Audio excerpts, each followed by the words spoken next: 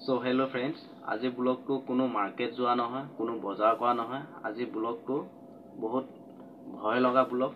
এতিয়া বৰ্তমান সময় হৈছে ৰাতি 3:15 হৈছে।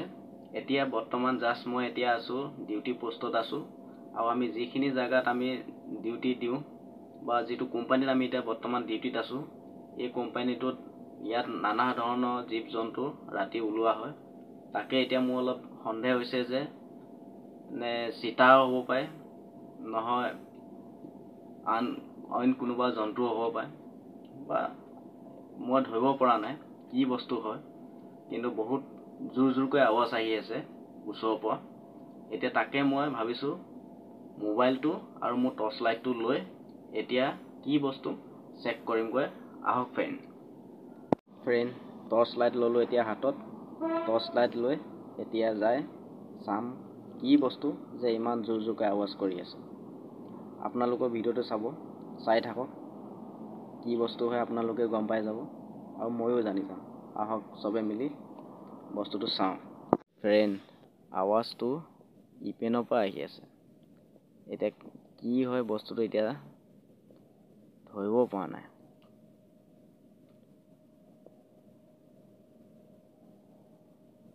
এইখিনি ভিতৰতে আছে, কি বস্তু বাৰু?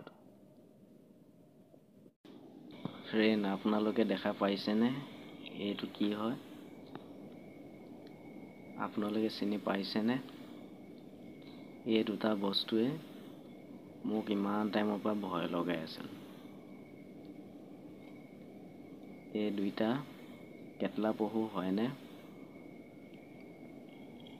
ইহঁতৰ দুইজন আজি ৰোমাঞ্চ চলিছে আৰু ফাৰ্ষ্ট কেটলা পহু ৰোমাঞ্চ মই আজিয়ে দেখা পাইছোঁ, তাৰো ৰাতি 3:20 হৈছে এতিয়া।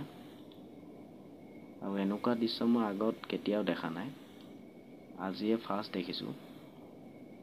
আৰু আপোনালোকে কেতিয়াবা এনেকুৱা দেখিছিলে নেকি? কেটলা পহু ৰোমাঞ্চ কৰা চাওক। আৰু বেছি ওচৰলৈ ইয়াত যাব নোৱাৰোঁ, কেলে ইয়াৰ যিকেইডাল কাঁইট আছে এই কাঁইটকেইডাল যদি পঠিয়াই দিয়ে, যদি মোৰ হাতে ভৰি যদি সোমাই যায়, তে মোৰ যে প্ৰভু কেনেকুৱা যে বিষ হ'ব এইটো মই ক'বই নোৱাৰিম। আৰু তাৰ কাৰণে মই মেক্সিমাম মই 10 মিটাৰ দূৰৰ পৰা মই সিহঁতক ৰেকৰ্ড কৰি আছোঁ। চাই থাকক কি কৰে আৰু পিছলৈ। কেটলা পহু এনে কোম্পানীত আছে, প্ৰায় আছে, দেখা যায়, কিন্তু দিনৰ ভাগত বহুত কম দেখা যায়, ৰাতি ভাগত বেছিকৈ দেখা পোৱা যায়। আৰু জীৱ জন্তু আছে, বাঘৰ মতন দেখাও আছে জীৱ। এতিয়া কি এইটো ধৰিব পৰা নাই আজিলৈ। চিচি কেমেৰাত কেতিয়াবা ওলাই ৰাতি। এটা আগলৈ গৈ আছে, জংঘলৰ পিনে গৈ আছে। আগৰ পিনে এখন ডাঙৰ জংঘল আছে, ইপিনেলৈ গৈ আছে। আৰু এনেকুৱা দৃশ্য মই ফাৰ্ষ্ট দেখিছোঁ, আজিলৈ মই দেখা পোৱা নাই এনেকুৱা। ফ্ৰেণ্ড আপোনালোকেও ক'ৰবাত দেখিছে যদি আপোনালোকে মোক জনাব। চাওক এনেকুৱা দৃশ্য ফাৰ্ষ্ট দেখিলোঁ। আৰু চাওক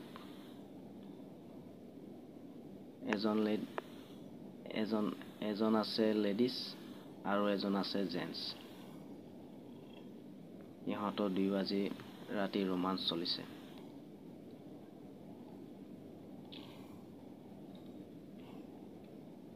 চাই থাকক ফ্ৰেণ্ডছ, মই অলপ ওচৰলৈ গৈছোঁ এতিয়া। দেখিছে? তথাপিও ভয় কৰা নাই যে টৰ্চ লাইটটো মই মাৰি আছোঁ, তথাপিতো সিহঁতৰ ভয় লগা নাই। এইবাৰ 2 মিটাৰমান বাকী মাত্ৰ ইমান ওচৰত আছোঁ। মোৰ এই দুটা বস্তুৰ আৱাজ শুনিয়ে মোৰ এনেকুৱা ভয় লাগিছিল যে কি বস্তু।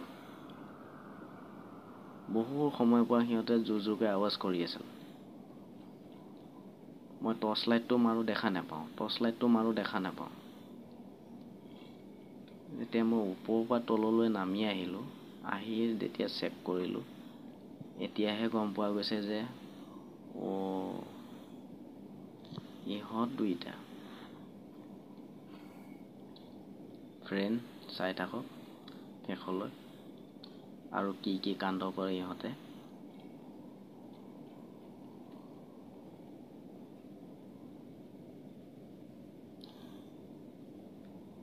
জীৱনত প্ৰথমবাৰ ফাৰ্ষ্ট দেখিলোঁ ৰাতি। এনে আগত দেখিছোঁ চিৰিয়াখানা, জু এইবিলাকত গৈ দেখা পাইছোঁ, তথাপিতো এনেকুৱা দৃশ্য দেখা নাই, কিন্তু আজি দেখিলোঁ। চাওক,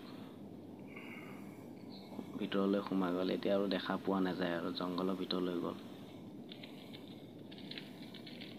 ফ্ৰেণ্ডছ, আপোনালোকৰ ভিডিঅ'টো কেনে লাগিল প্লিজ কমেণ্ট কৰি জনাব আৰু মোৰ চেনেলটো ছাবস্ক্ৰাইব কৰি বেল আইকনটো দবাই দিব।